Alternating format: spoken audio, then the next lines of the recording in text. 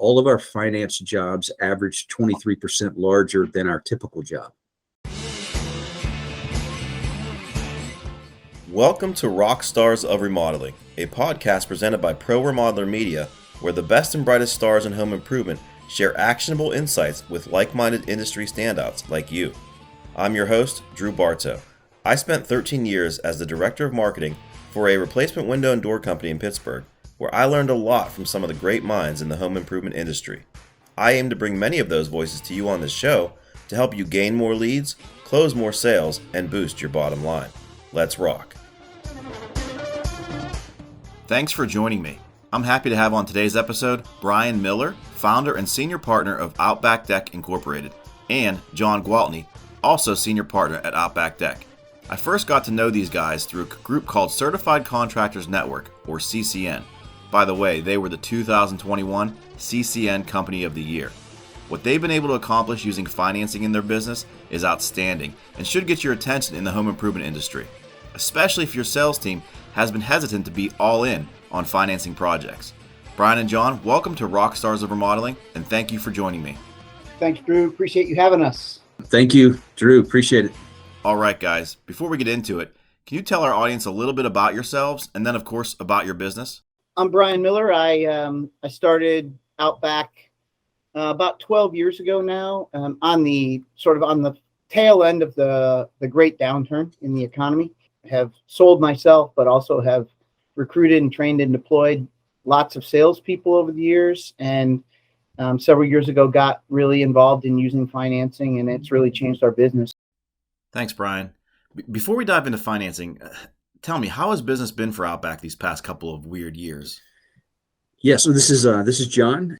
We're blessed because we learned from some great mentors, some through Certified Contractors Network, of how to run your business by the numbers. And so the reason I share that is when COVID happened, that was the beginning of something different, right, for everybody. And we didn't know. We were scared like everybody else, and everything came to a halt.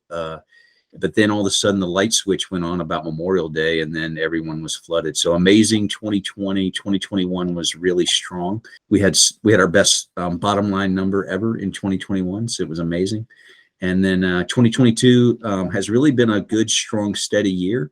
The last maybe 5 months, we've seen some changes beginning to occur, mainly in buying habit. We've seen some changes there, maybe a little bit in lead flow. But it's been a good 2.5, 3 years. So we've been excited, and honestly, we're optimistic about 2023. That's great to hear, John. So I've heard you talk in other places about how you use a financing first approach and what that's done for your business. So what role has financing played in your business over the past few years, and what led you to take this approach to your in-home sales? Like John mentioned, we've had some really amazing mentors over the years, and CCN has a really strong program with several different vendors. They created a program specifically for us as members, and then those vendors and partners came and actually taught and trained us how to position financing in the home. So, 5, 6, 7 years ago, we didn't finance projects. People paid us with checks, and we might have taken a credit card here or there, but generally speaking, we were a cash-based type business, and it was really great. I mean, we did really well doing that, but we were missing out a pretty substantial part of the marketplace where people just, hey, listen, they want to do the project, but they don't necessarily have 10, 20, 30, 40, 50,000 or more dollars laying around in a savings account that's earmarked for it. And they would much prefer a monthly payment option or a same as cash type program or something to help them make a purchase. And in some cases, to help them bridge a purchase. They want a project, they have some dollars, but they don't have all the dollars. So I think it started with several people really investing in us as an organization and seeing what we were doing and saying, hey, we can help you. To really be effective at helping consumers with payments or with getting access to the dollars that they need, you need to sew that into each area of the company. So it needs to be a part of your marketing language and your initial outreach. People need to be able to see that you offer it when they find you on the web or when they call your office or when you send them something in the mail. those kinds of things need to be there to introduce the concepts that you offer. And then you need to also talk about that when they call in and want to set appointments. You need to train your sales staff to position it and talk about it when you first meet the consumer. And it needs to be part of your scripting and part of your language. And then you need to have an easy way to price that for consumers and offer it to them if you want people to be accepting of that. And it took us time to sew it into all the different areas of the company, right? So we weren't exceptional at it at first, and we grew our way into it. And now John can give you the more exacting numbers, but I think we're at close to 35% of everything that comes through the business is now a financed project. So you said 35% of your business is now financed. How does that differ from, say, 3 to 5 years ago? What percentage of your jobs were financed at that point? 3 years ago, we were less than 10%. 5 years ago, we were at maybe 1% or not. I mean, if you counted credit cards, we probably were doing a percentage or two, maybe. But it's more than a third of our business now, and it's continuing to rise. I mean, rates have gone up in so many different areas. And listen, we all know how difficult it can be to go and get money from a bank. These are unsecured programs. They're not attached to your home. They're signatures, right? And so to be able to offer to a consumer 6 figures of financing based on a signature that has nothing to do with your home or anything like that, that you can essentially get qualified for in 90 seconds. Yeah, and you mentioned that you work it into every part of your company up front and in marketing to set the stage. But when you do get into the home, how do you present pricing now? Has there been a fundamental change to your sales approach? We actually lead with same as cash and monthly payments in all of our marketing. And so when we go to do presentation, we actually let the customer know, hey, we're here today. And if we find out that the project is something that we can help you with, then we're prepared to give you a price in writing that's good for a year. And we have some time sensitive promotions and other things like that we can do. And then we offer the job as a monthly payment as our lead. And of course, if they decide that they want to use same as cash program, or they want to use a credit card or pay with a check, our price is our price. So it's the way we do financing here is it's all built into our pricing model. So we don't charge a fee for it or anything like that. It's our pricing model is based on, we know a certain percentage of our jobs are going to be financed and a certain percentage are not. So we've figured out in our pricing model how to incorporate that and keep those expenses in the cost of the job really, really nominal, so that we can just gain more traction with consumers, right? That makes a lot of sense. I've talked to others inside the industry who have had difficulty getting their sales team to see past the price tag associated with financing jobs. How did you guys deal with these types of objections?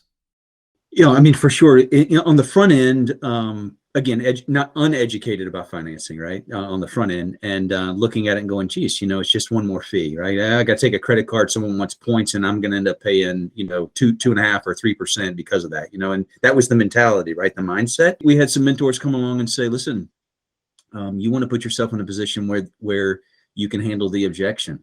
What do you mean?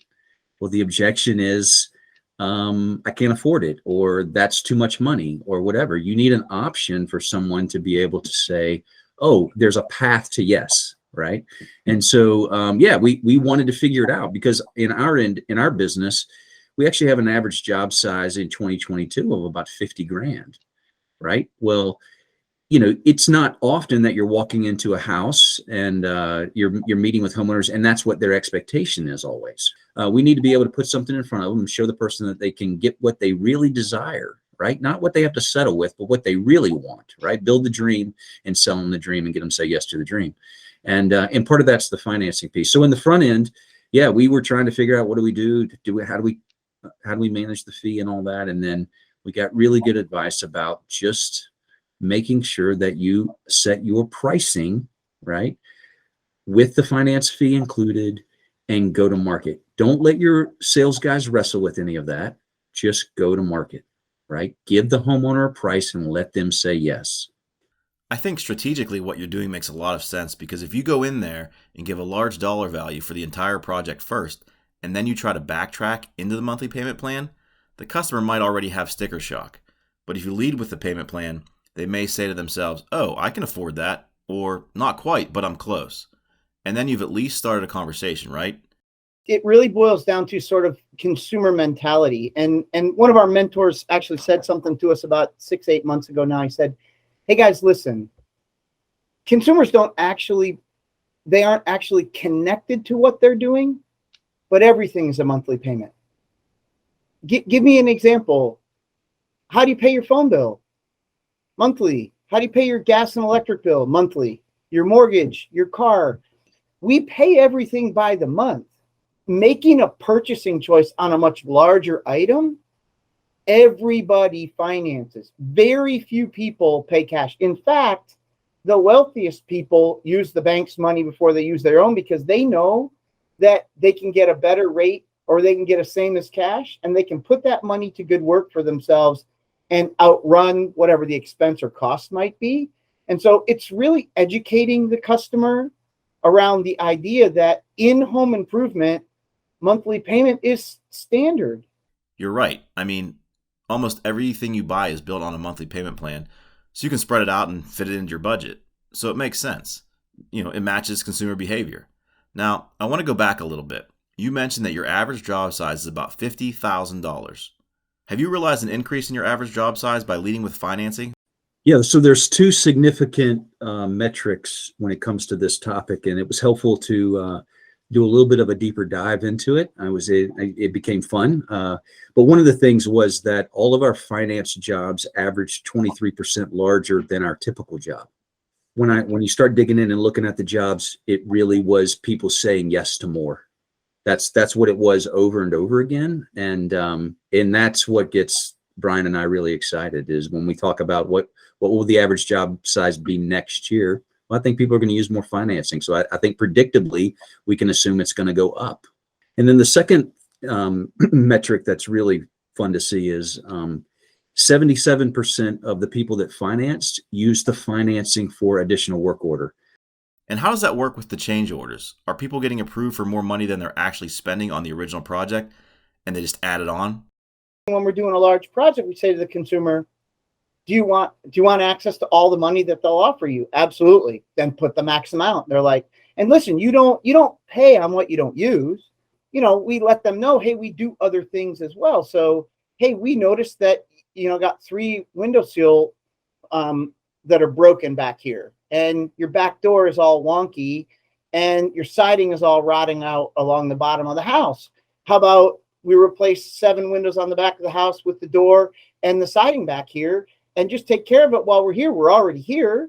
We don't have to have the admin fees and all the other stuff of starting over again. So we can save you a bunch of dollars. Would you be interested in us pricing that for you? Of course. Price it out. Project management handles that, and away you go. That idea of max approval allows us to have a different conversation with the consumer. And listen, there are times when bad things happen to good people. We take the deck down and we find a ton of rot. And there's no way for us to be able to see it. We don't have x-ray vision. And so it's the other option in discussing with the consumers, hey, listen, we have a way to sort of protect you from hey, you're writing checks and all of a sudden you get hit with a $10,000 change order because we have to rip out 3 windows and rip out a ledger and take off sheetrock and rip. And we have to do this whole huge repair. We find mold there's all these things that can happen that create a lot of enmity between consumers and contractors. Having a program that allows the consumer to have extra so that when those things happen, they already have the security that it's covered and they don't have to feel exposed. And they know that that's only going to add $20, $30, $40 more a month to the payment. That is huge, huge peace of mind, trust, and confidence that your contractor is helping and protecting you on the front end. And listen, if it all works out and everything is perfect and we don't need those dollars, it's no harm, no foul. I'm sure there are people listening right now who are blown away by your results. Are there any types of financing plans that are more popular for you that you could share with our audience? How do you decide which options you're going to present to individual customers? Our goal is always to do the homework, right? And be the expert. So when we go to a consumer, the last thing we want to do is confuse. So we walk in with a program or maybe an option, and we walk in with one vendor to say, hey, this is our vendor. Make it easy for our sales guys. Hey, use this. Don't go try and solve all the problems. Deliver the message, right? And in programs, we're listening to the consumer, right? So we had a lot of success with 12 months, same as cash for a long time. But in probably the last 12 to 18 months, we've seen a move toward monthly payment. And we've honed in our own script and how we deliver that message to really lay that out in front of people. And so right now we're having a lot of success with monthly payment. Before we wrap up this episode, do you have any advice for sales managers or business owners who have a sales team that might be hesitant to take this approach where you lead with payment plans? As a business owner, right, you have a couple of jobs, a couple of hats you wear. And one of them is to be the best possible leader for your organization. And you've got to look at this and say, hey, how can I give people the best opportunity to work here? Well, one of the things we care about is our salespeople, and we want them to be as successful as possible. And so when we're in sales meeting, we're listening, we're talking, we're having a good time, but we're also trying to say, hey, what are you struggling with? What do you need to overcome? And having larger projects and making them affordable was something our team kept saying 4 or 5 years ago. Hey, they want to do it, but they only have X, right? And so we went and we found a solution. And so we call that the toolbox, right? Hey, do you have an objection? Yes. What's the objection? Great. What's the tool that you reach down and pick up and give to the customer so they can solve what the problem is, right? And so for us, this is a tool in our toolbox, and we just keep repeating that over and over again to business owners. Give your sales guys tools to handle the objections. That's your job for them to be successful. And then in keeping with that, once you give them a tool, right, they need to understand how to use it, but they also need to know what's in it for them.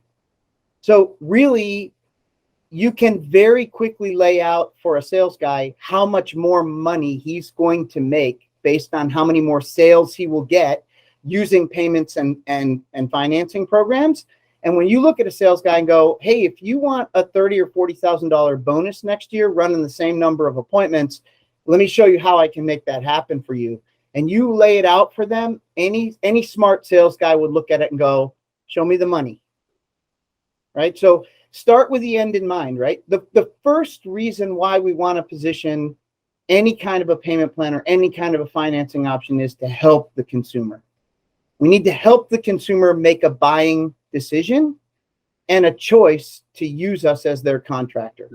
Having the differentiation of having the plans and having the options for them is a key to closing business. That's a great nugget. Bryan Miller and John Gwaltney of Outback Deck, everyone. Thank you guys so much for joining me today. I know our audience is going to get a lot out of this episode. Appreciate it, Drew. We love helping, man. So anytime. Thanks, Drew. Thank you for listening to Rock Stars of Remodeling. As promised, there were some amazing takeaways you can use to build a better business for yourself, your employees, and your customers. If you've got an idea for a future episode, I'd love to hear from you. Send me topics you want us to cover on the show or names of guests our audience needs to hear from. Until next time, rock on.